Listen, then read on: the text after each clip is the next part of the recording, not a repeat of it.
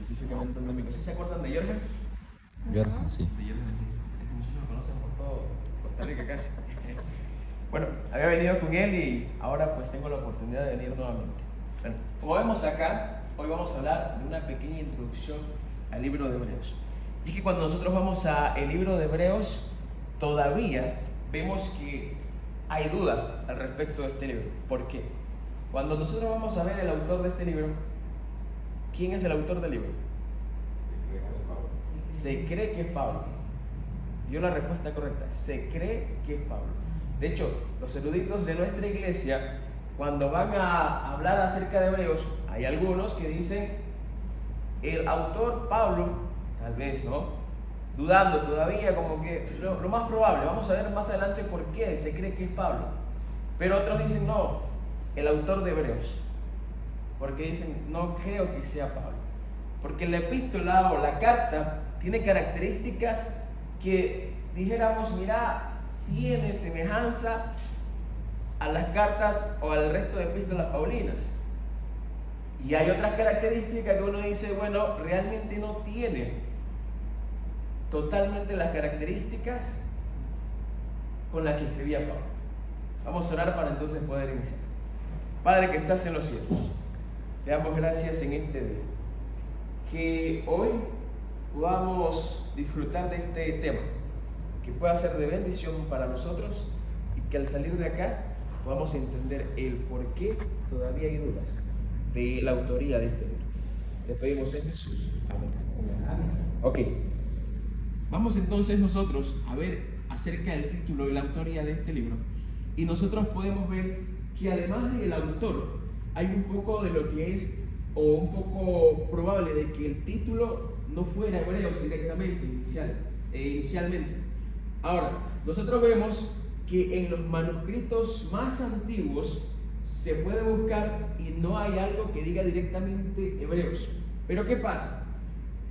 Seguramente en manuscritos, digamos, más adelante, más actuales, pudiésemos decir, todavía de aquella época, es probable que el título fuera Los Hebreos, pero pasa algo acá, y es que dice que el título de Los Hebreos provenga de una inferencia debida a alguno de sus primeros profetas. Pero vemos también que hay otro título, o un título más ampliado, que es la epístola a los Hebreos.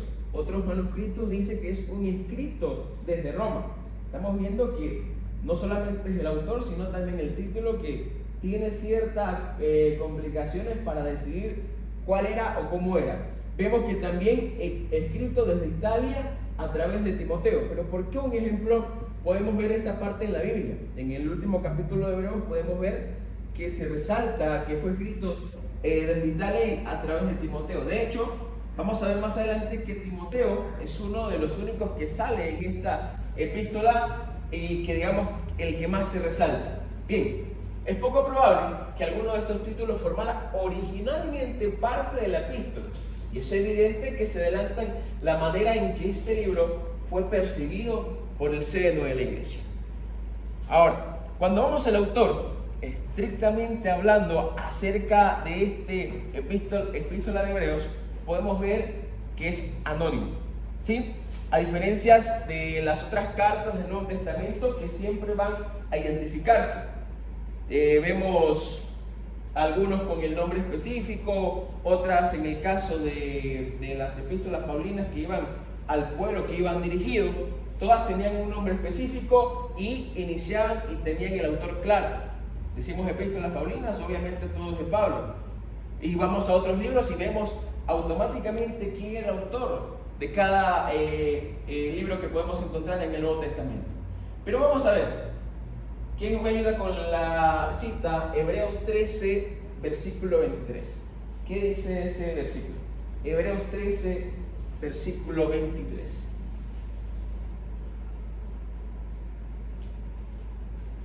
A ver, ¿qué dice? Hebreos 13, el versículo número 23. Saber que está en libertad nuestro hermano Timoteo, con el cual se vinieron pronto iré a veros. Ok, ¿quién se menciona allí? Timoteo. Pudiésemos entonces nosotros decir, Yamel, entonces el autor de Hebreos es Timoteo.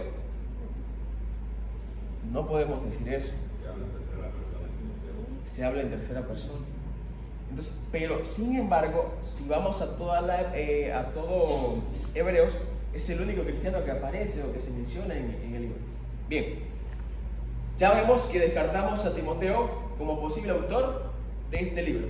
Ahora, cuando vamos nosotros en el 190 después de Cristo, aquí viene Clemente de Alejandría y atribuye la carta a Pablo, y él dice, bueno, es de Pablo y el que la escribió fue Lucas, porque, quien la tradujo al griego fue Lucas. Ahora, la carta muestra a un escritor con ciertas características importantes y características que no se evidencian en las epístolas paulinas. Es un escritor dotado en griego, de excelente educación y hábil comunicador. Ahora, vemos otro detalle importante. El que escribió Hebreos, o digamos el que dictó para que escribiese en Hebreos, estaba plenamente familiarizado con todo el Antiguo Testamento y todo el sistema ceremonial, que es lo que vemos en el desarrollo de esta epístola. Sin embargo, aquí pudiésemos terminar la presentación de esta mañana, porque vamos a seguir y tal vez no vamos a tener una respuesta certera, pero confiamos de que esto está dentro del canon bíblico por otras cuestiones que vamos a ver más adelante. Orígenes dice que a comienzo del siglo III concluyó su examen de este libro de Hebreos y dijo lo siguiente: quien la haya escrito es solo conocido por Dios. Allí pudiésemos terminar. Quien la haya escrito es solo conocido por Dios. Ahora, vamos a ver otras propuestas de ver quién escribió este libro. La primera es, y vamos a ir, digamos, de una vez omitiendo, que el primero, ni Lucas ni Clemente de Roma tienen partidarios hoy para decir que son escritores del libro de Hebreos. Luego vemos que la conexión entre Hebreos y Lucas es muy débil para decir que era el escritor. Bernabé, ¿por qué se toma Bernabé? Porque obviamente fue colaborador de Pablo, pero no hay indicios suficientes para decir Bernabé fue escritor de este libro. También vemos que Apolos era otro que, bueno, era elocuente, pero tampoco hay suficiente evidencia para sostener de que él era. Y luego vemos que esta propuesta fue por Lutero, quien lo propuso, ¿no? Como el posible redactor. Y por último, y de la que menos, digamos, se puede hablar hoy día, o la que menos hablan los grandes eruditos de nuestra iglesia y de cualquiera, es que la propuesta de Áquila y Priscila no cuenta con apoyo suficiente. Vamos a ir a los argumentos en contra de Pablo y a los argumentos en favor de Pablo. Nosotros vemos, para poder ir en contra de que Pablo no era, no fue, el escritor de esta carta, vemos que han sido extraídas mayormente de consideraciones en cuanto al estilo literario y el contenido del libro. El estilo literario que vemos acá en Hebreos no es el mismo que tienen el resto de epístolas paulinas. Eso es lo primero que tenemos que ver. Ahora, el contenido del libro. Cuando nosotros vamos a Hebreos, comienza a hablarnos a nosotros mayoritariamente acerca de la supremacía y suficiencia de Cristo. Cuando vamos al resto de epístolas, ¿de qué habla?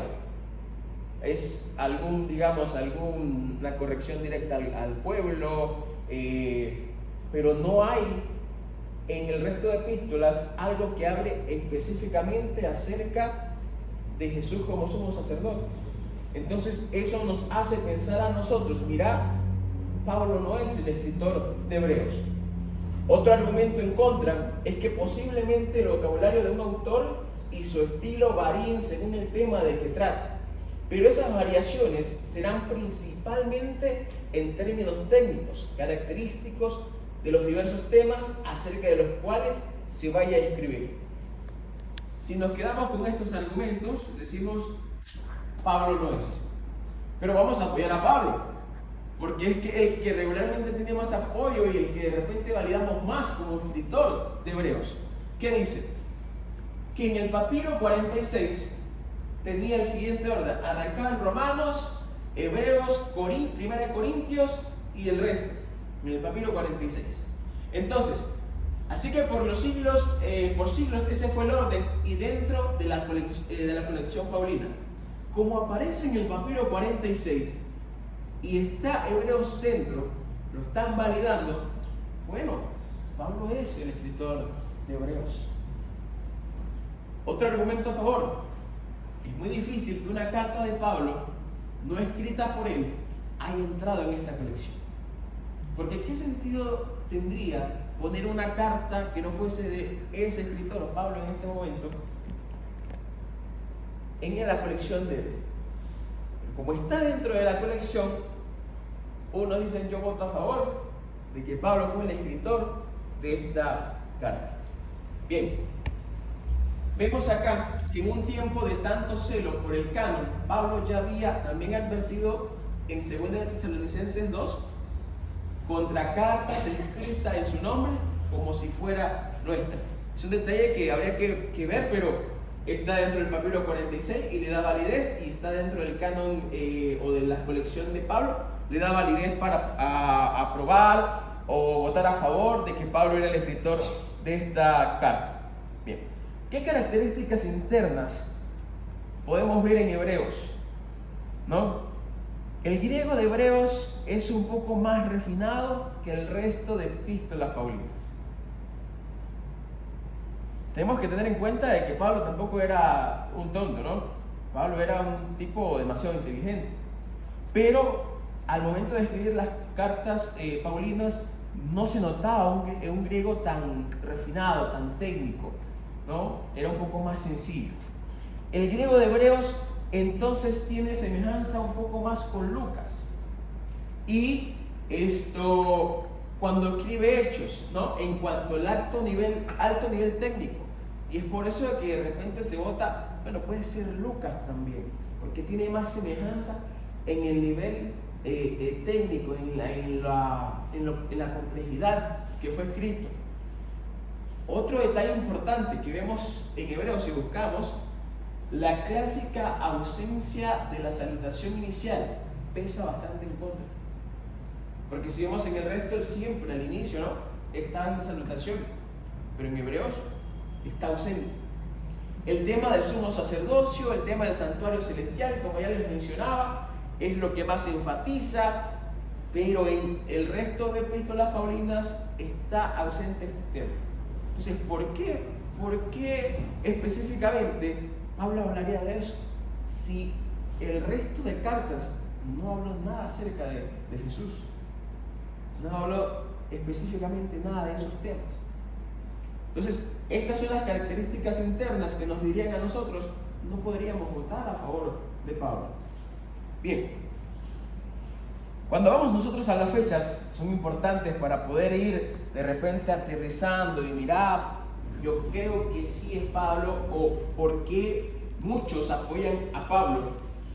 Es que es poco probable que fuese escrito antes del año 60, dejando claro que los destinatarios formaban parte de una comunidad cristiana desde hacía mucho tiempo después de la muerte de Jesús. Si vamos a estos versículos que vemos acá, podemos ver esta parte. Pero bien, las repetidas referencias a la superioridad del nuevo pacto sobre el antiguo pacto, con su santuario terrenal y sacrificio interminable ofrecidos años atrás, deja claro que el texto tuvo que ser escrito antes de los muros de Jerusalén, que tuvo lugar en el año 70 después de Cristo. Y finalmente, hablando acerca de fechas, si Pablo fue arrestado a finales del año 66 o en algún momento del año 67 después de Cristo, si él es el autor, Hebreos habría sido escrito entre principios y mediados de la década del 60. Son datos de fechas importantísimos que tenemos que tener en cuenta. Pero ahora sí, vamos a ir a nuestra Biblia y vamos a ir a Hebreos 5, 11 al 14. ¿Qué nos dice acá? Hebreos 5, 11 al 14. ¿Quién me ayuda con ese versículo?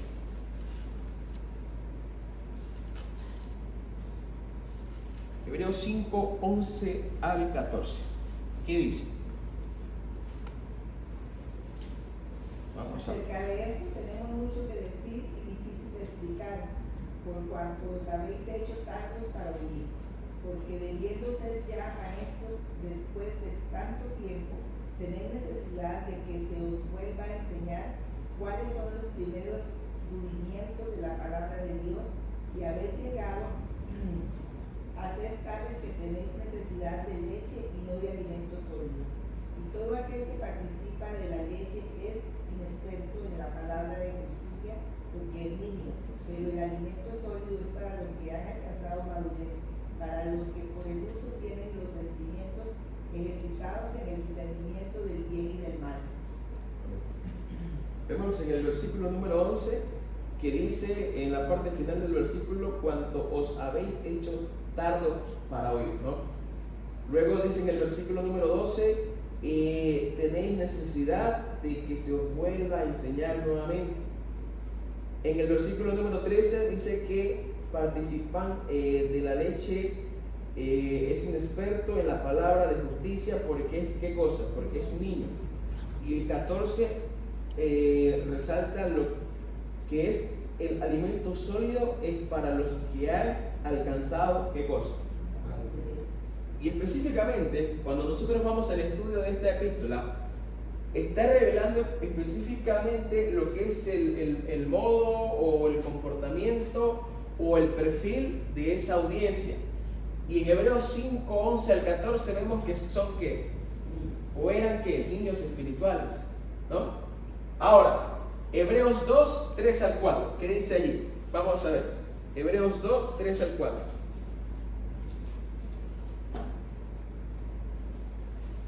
¿Qué dice? Hebreos 2, 3 al 4.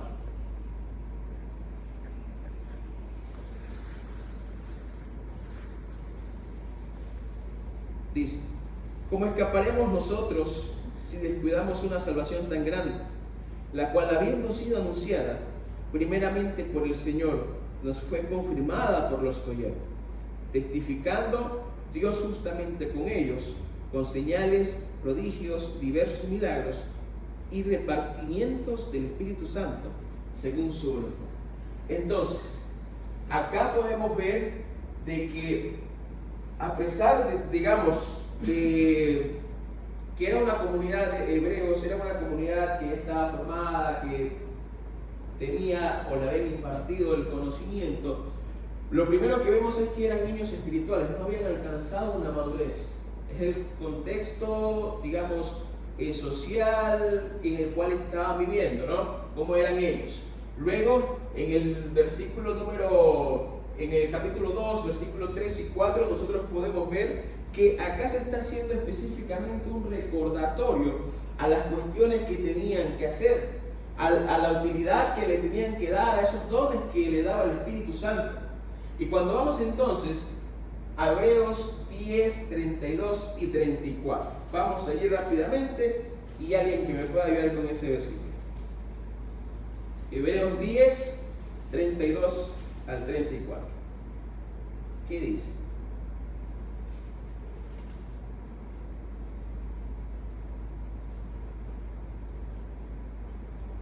Pero traed a la memoria los días pasados, en los cuales, después de haber sido iluminados, sostuvisteis un fuerte y doloroso combate.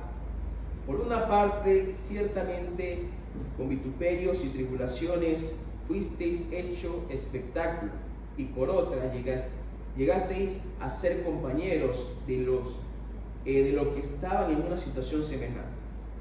Porque los presos también os compadecisteis, y el despojo de vuestros bienes sufristeis con gozo, sabiendo que tenéis en vosotros una mejor y perdurable herencia en los cielos. Entonces, insultos, persecuciones, encarcelados por Cristo, pero vemos que este pueblo, decía en la parte final del versículo, que tenía: sabiendo que tenéis en vosotros una mejor y una perdurable herencia en los cielos. Y lo último, Una característica importante de este pueblo que tenemos que ver es que eran bastante como incrédulos. Ahora,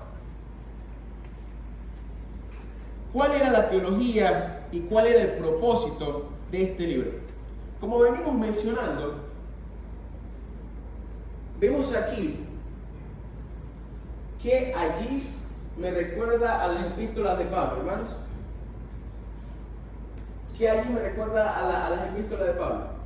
Leemos la superioridad de la persona y la obra de Jesús, domina el fondo que ha superado el mensaje de Hebreos. Hebreos 2:10 y 12:2 nos deja un gran mensaje. Él es el gran líder que ha superado todos los sufrimientos y vencido todas las tentaciones de la vida. ¿Sí? Está hablando acerca de Cristo.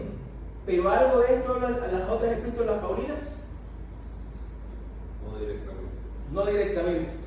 No especificado, no así claro como está hablando Hebreos. ¿Sí? Hermano. Sí, pastor.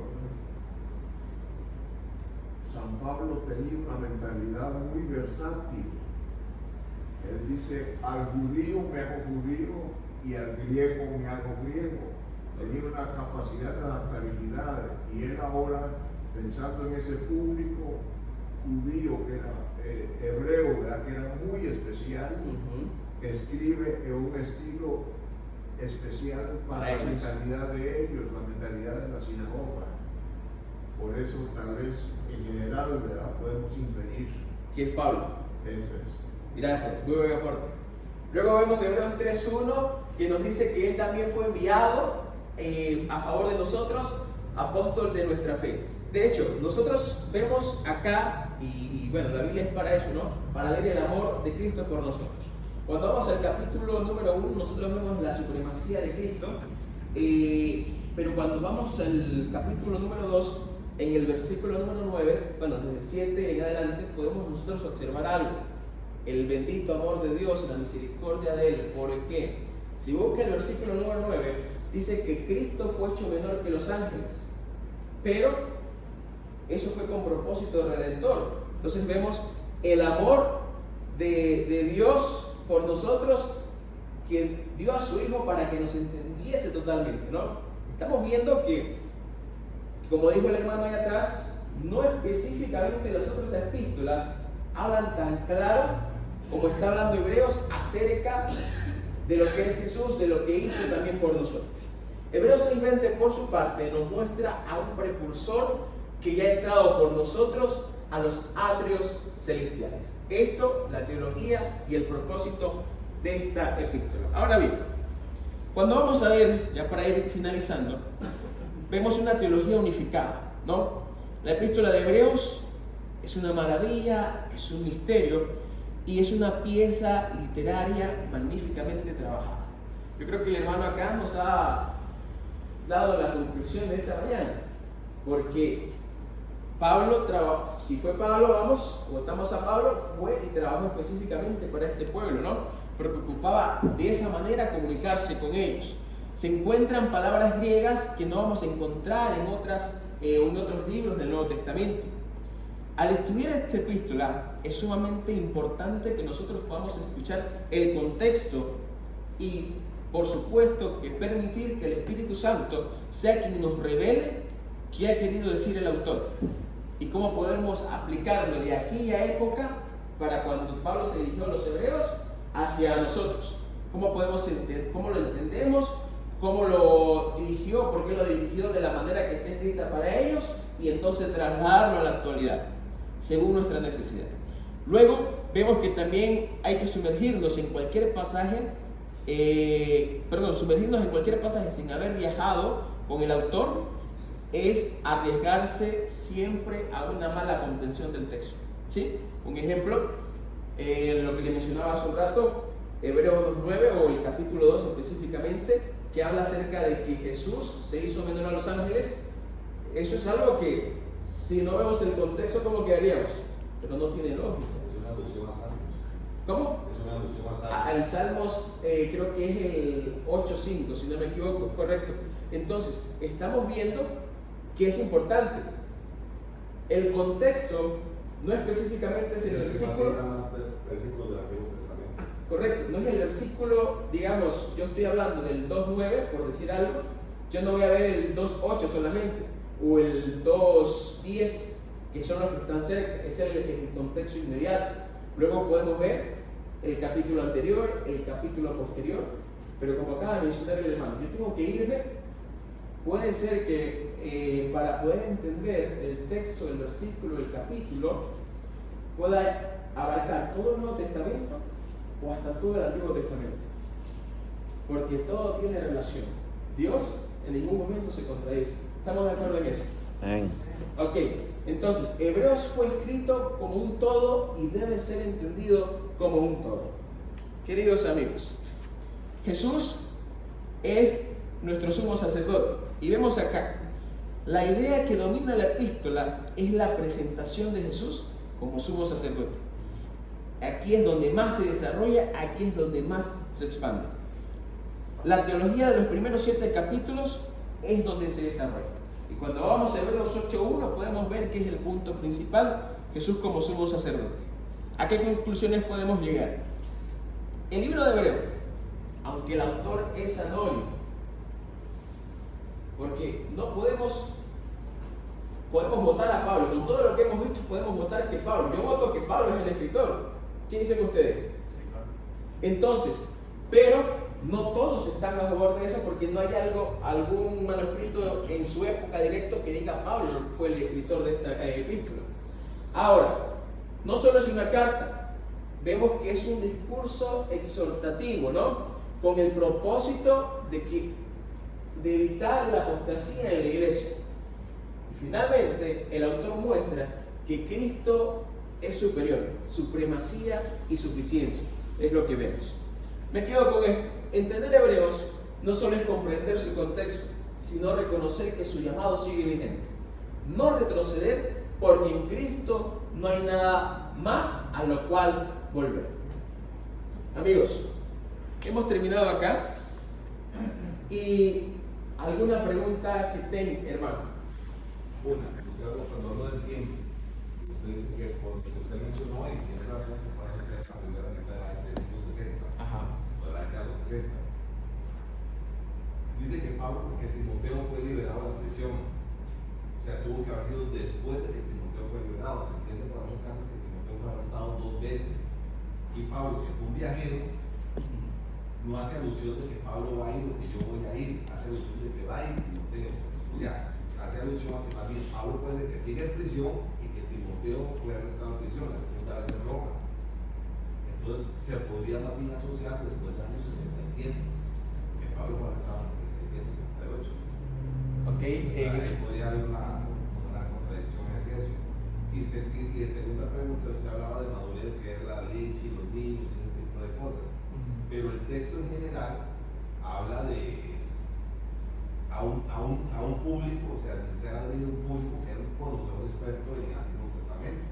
Es correcto. Entonces, esa leche, eso se podría referir más bien a una madurez para aceptar a Jesús como sumo sacerdote, porque recordemos que Jesús ni era levita ni descendiente de Aarón. Entonces ya ahí le generó un bloqueo mental terrible a los hebreos, de hablar de un sumo sacerdote que no era ni levita ni descendiente de Aarón. Entonces esa madurez se puede referir a otra cosa, como una madurez de aceptación y una madurez de conocimiento. Sí, digamos, el versículo decía de que había que volver a repetir, ¿no? Es como, digamos, nosotros conocemos o deberíamos de conocer las 28 creencias, ¿no? Pero ¿qué pasa? A veces no mostramos que la conocemos. Entonces es como que repetición de lo que obviamente ya conoces para que, digamos, lo practiques, puede ser. Hermano.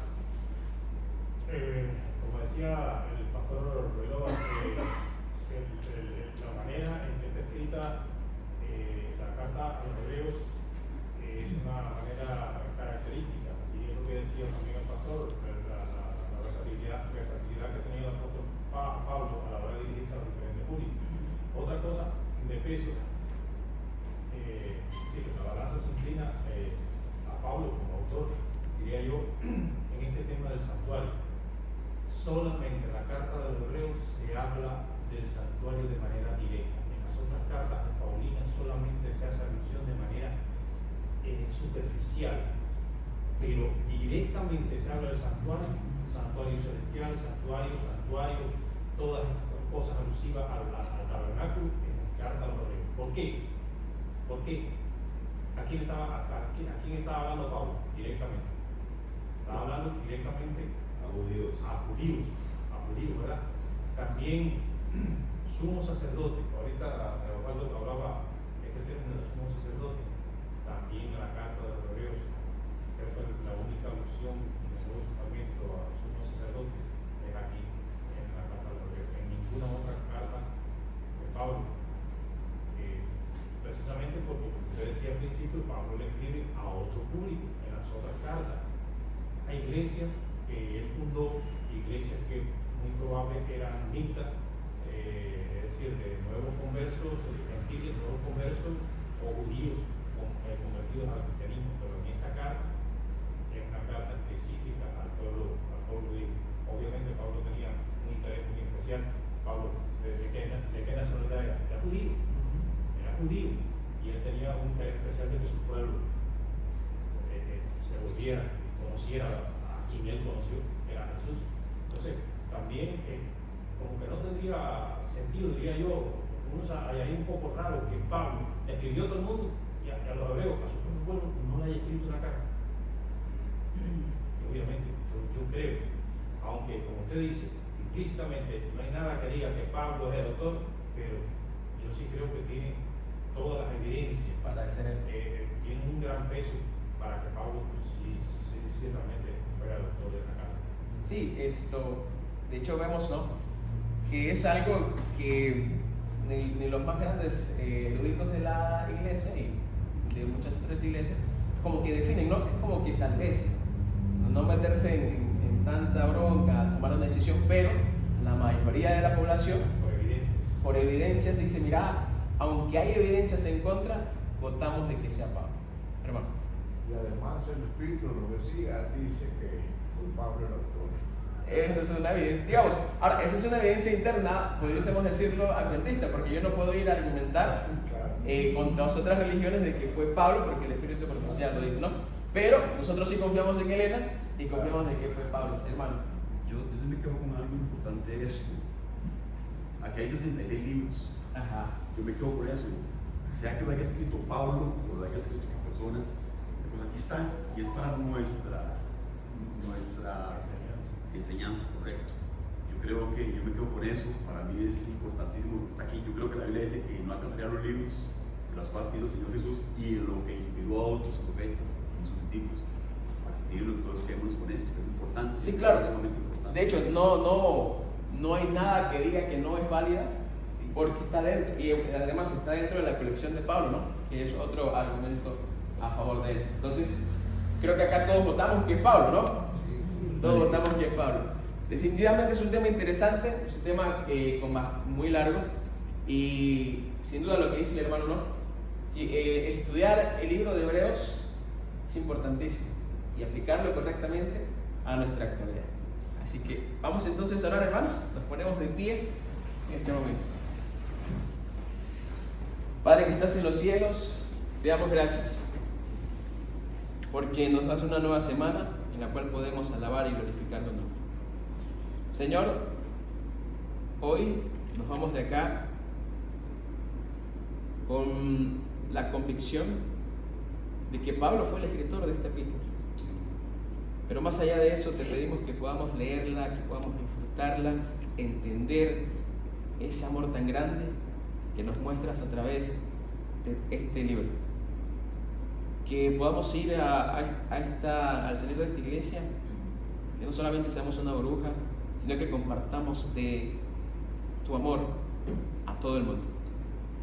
Que cumplamos la misión, no específicamente saliendo con un grupo de la iglesia, sino individualmente, a donde vayamos, con quien tratemos, que cumplamos la misión. La misión de traer a más personas a la iglesia para que también puedan luchar por su salvación. Agradecemos y pedimos siempre en Jesús. Amén. Amén.